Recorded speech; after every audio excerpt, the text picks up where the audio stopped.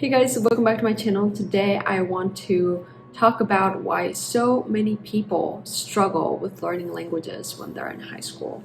The other thing that I want to say is that I just got a job. So as some of you might know, I recently graduated from college. So I was trying to figure out what I wanted to do with my life. I knew that the job that I wanted to get had to have a language component, and I just got a job as a Spanish teacher in a private high school.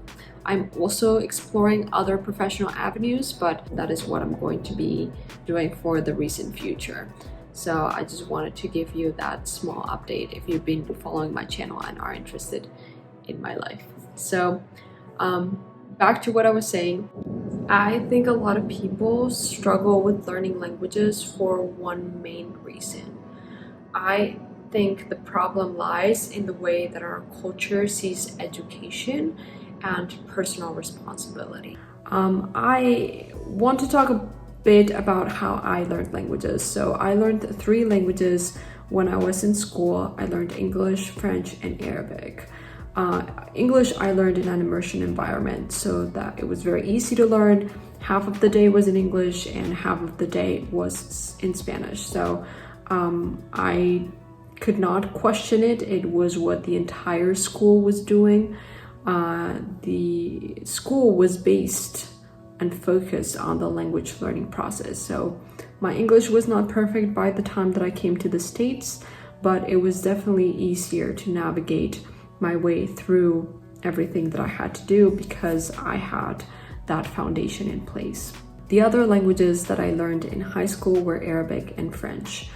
I learned them here in the United States, and if you guys don't know, in the US, a lot of schools, or most of the schools, are not bilingual. I think that also one of the big differences between immersion programs and foreign language programs in the US is that immersion programs have the component of speaking. Half of the day I was speaking in English, but non-immersion programs do not have that benefit. In a lot of my French classes or Arabic classes here in the US, I would be speaking in English for a lot of the time. So I always thought it was really ironic that a lot of the people who are studying languages have the goal of actually being able to speak the language, but the way that we learn it is not through speaking it, is by learning skills like writing and reading, which are also very important, but in my opinion, the most important thing to instill in students is speaking, because at the end of the day, that is what a lot of them want to use the language for. So I know that speaking is something that a lot of language learners struggle with, and that is why I am very happy to announce that this video is sponsored by Lingoda. Lingoda is a language learning online platform that offers classes in English, French, Spanish, and German, and they offer classes every single day of the year. Every single class has a maximum of 5 students, so you will get the most individualized attention possible. There are hundreds of classes that you can choose from, and most of them have a cultural component. For example, I took a class on diversity at the workplace. There were only 4 people in the class, and we spent the entire class talking about diversity in the workplace in Germany and other countries as well. So as you can see, the focus really is on speaking, which I think is an amazing thing because most platforms don't focus on speaking, but Lingoda does. And if that is what you're trying to practice, then I think that this is the platform for you. Lingoda is currently offering an amazing deal. If you want to try Lingoda free of charge, definitely look into their Sprint Challenge. It basically allows you to learn a language at a discounted price. So you basically have 2 options. You can do the Sprint Challenge or the Super Sprint Challenge. If you do the Sprint Challenge, you only take 15 lessons per month for 2 months, and you get a 50% cash back on the classes that you take for the sprint. If you do the Super Sprint, you take 30 classes per month for 2 months, and you get 100% of the cash back for attending all the lessons. If you want to take advantage of the Lingoda Sprint, definitely check the link in the description down below. With that link, you can get a $25 discount on the Sprint deposit. So let's get back to the video, guys. As I said at the beginning of the video, I am currently a Spanish teacher at a private high school. I am teaching freshmen, sophomores, and juniors, so those are people between the ages of 14 and 16. and I'm teaching levels 2 and 3. So what surprised me is that a lot of them forgot a lot over the summer, and we basically had to start from the beginning. So I had to start with the verb to be, which is the most basic component or the most basic element in Spanish, right? Like that is what you start a language class with, the verb to be. And the pronouns and how to conjugate regular verbs in the present. So those are the things that we're doing.